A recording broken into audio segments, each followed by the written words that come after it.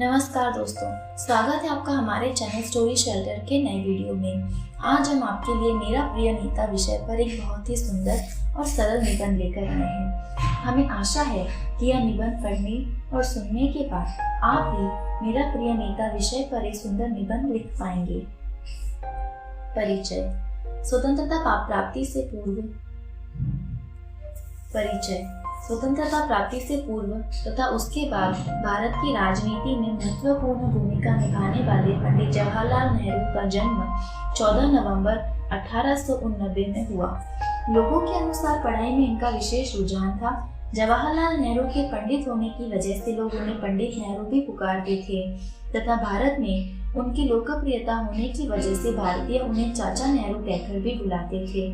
3 भाई बहनों में जवाहरलाल नेहरू अकेले भाई थे। इनके अलावा इनकी 2 बहनें थीं, एक विजयलक्ष्मी पंडित तथा दूसरी कृष्णा होते सिंह।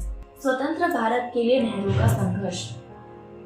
नमक सत्याग्रह, भारत छोड़ो आंदोलन, असहयोग आंदोलन तथा इसी प्रकार के अनेक महत्वपूर्ण आंदोलन में महात्मा गांधी के कंधे से कंधा मिलाकर जवाहरलाल नेहरू ने भाग लिया। 1928 में साइमन कमीशन के विरुद्ध आंदोलन का नेतृत्व करता होने के फलस्वरूप नेहरू समेत अन्य लोगों पर पुलिस ने लाठीचार्ज किया। 7 अगस्त 1942 मुंबई में हुई कांग्रेस कमेटी की बैठक में नेहरू के ऐतिहासिक संकल्प भारत छोड़ो की वजह से नेहरू को एक बार फिर गिरफ्तार किया गया। यह अंतिम मौका था जब वे जेल जा रहे थे। इस बार नेहरू की गिरफ्तारी लंबे समय के लिए हुई। अपने पूरे जीवन काल में वह देश की सेवा करने की वजह से 9 बार जेल जा चुके हैं। नेहरू भारत के प्रथम प्रधानमंत्री के रूप में। जब से महात्मा गांधी ने नेहरू को लाहौर में कांग्रेस अधिवेशन के अध्यक्ष रूप में चुना, तब से जवाहरलाल नेहरू का प्रधानमंत्री बनना तय था। वोटों की संख्या कम होने के बाद भी नेहरू स्वतंत्र भारत के पहले प्रधानमंत्री बने। इसके बाद उनके आलोचकों ने जमकर उनकी निंदा की, पर उन्होंने अपने पद पर रहते हुए अपनी शक्तियों का उचित प्रयोग कर देश के हित में अनेक महत्वपूर्ण निर्णय लिए। प्रधानमंत्री पद पर नेहरू की महत्वपूर्ण भूमिका। 1947 में ब्रिटिश सरकार ने लगभग 500 छोटी बड़ी रियासतों को आजाद किया।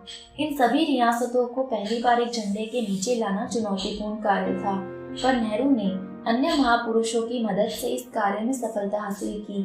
आधुनिक भारत के निर्माण में नेहरू का विशेष योगदान है।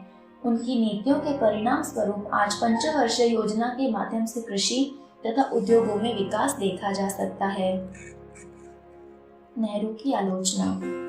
कुछ लोगों के अनुसार गांधी जी की वजह से नेहरू को प्रधानमंत्री का पद मिला। माना जाता है कि कांग्रेस पार्टी का अध्यक्ष ही प्रधानमंत्री पद का कार्यभार संभालेगा, यह तय था। इसके बाद भी गांधी ने सरदार वल्लभ भाई पटेल समेत अन्य योग्य नेताओं के स्थान पर नेहरू को कांग्रेस पार्टी के अध्यक्ष रूप में चुना। जो भी हो, नेहरू ने अपने पद के महत्व को समझते हुए अनेक बेहतर प्रयास कर आधुनिक भारत का निर्माण किया है। चाचा नेहरू का जन्म दिवस बाल दिवस के रूप में। चाचा नेहरू का बच्चों के प्रति प्रेम, असीम प्रेम की वजह से 14 नवंबर नेहरू का जन्म दिवस को बाल दिवस के रूप में देश के सभी विद्यालयों में मनाया जाता है। इस दिन बच्चों को खास महसूस कराने के लिए विद्यालय में विभिन्न प्रकार की प्रतियोगिताओं तथा खेल का आयोजन किया जाता है। जवाहरलाल नेहरू की मृत्यु। नेहरू ने 50 के दशक में कई राजनीतिक, आर्थिक और सामाजिक निर्णय देश के आने वाले आधुनिक कल को सोचकर लिए। 27 मई 1964 की सुबह उनकी तबीयत खराब हुई तथा दोपहर 2 बजे तक उनका निधन हो गया। पंडित नेहरू ने अपनी वसीयत में लिखा था कि मैं चाहता हूं कि मेरी मुट्ठी भर राख को प्रयाग संगम में बहा दिया जाए, जो हिंदुस्तान के दामन को चूमते हुए समंदर में जा मिले।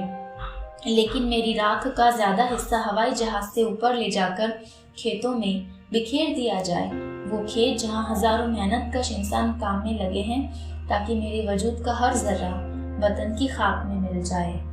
नेहरू एक निपुण लेखक के रूप में। समस्त राजनीतिक विवादों से दूर इस बात से इनकार नहीं किया जा सकता कि नेहरू एक उत्तम लेखक थे। उनकी ज्यादातर रचना जेल में ही लिखी गई है। पिता के पत्र, पुत्री के नाम, विश्व इतिहास की झलक, मेरी कहानी, इतिहास के महापुरुष, राष्ट्रपिता, भारत की खोज, यह कुछ महान रचनाएं नेहरू की कलम से लिखी गई। यह आज भी लोगों के मध्य उतने ही लोकप्रिय थे जितना कि उस वक्त थी। निष्कर्ष, जाने माने तथा समृद्ध परिवार से संबंध होने के फलस्वरूप नेहरू का पालन पोषण बहुत ही नाजों से किया गया था। इसके बाद भी वह अपने देश की मिट्टी से जुड़े हुए थे। बच्चों में लोकप्रियता की वजह से लोग उन्हें चाचा नेहरू कहकर संबोधित करते थे। धन्यवाद।